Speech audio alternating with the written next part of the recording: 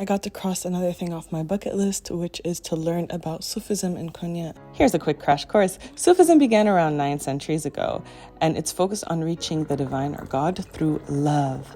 And to love the divine comes with the need to connect back to the essence of life and to the understanding that we and the world are one. Sufism practices often revolve around the renunciation of worldly things and the purification of the soul and the mystical contemplation of God's nature. Sufis believe that they have all the knowledge within themselves, and so they just have to look inwards instead of looking outwards for knowledge.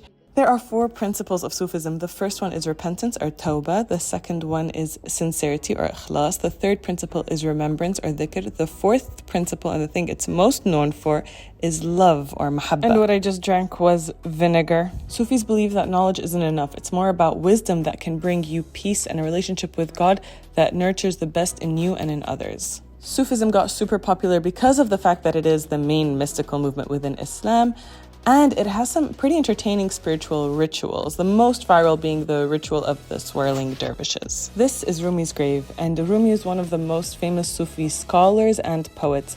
And if you don't know who he is, then I recommend checking out every white girl's yoga pics, and you'll find a quote of him somewhere on there. What I love most about Sufis and even Rumi's poetry is this concept of change yourself before you change the world. Like once you change yourself, you will see change in the world.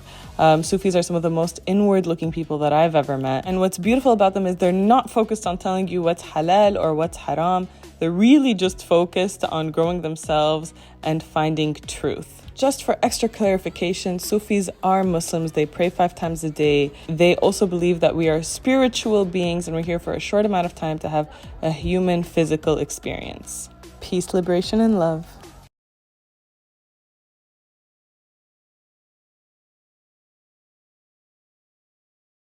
Sufis and Muslims also believe that we are spiritual beings and we're just here for a short amount of time to experience the human experience.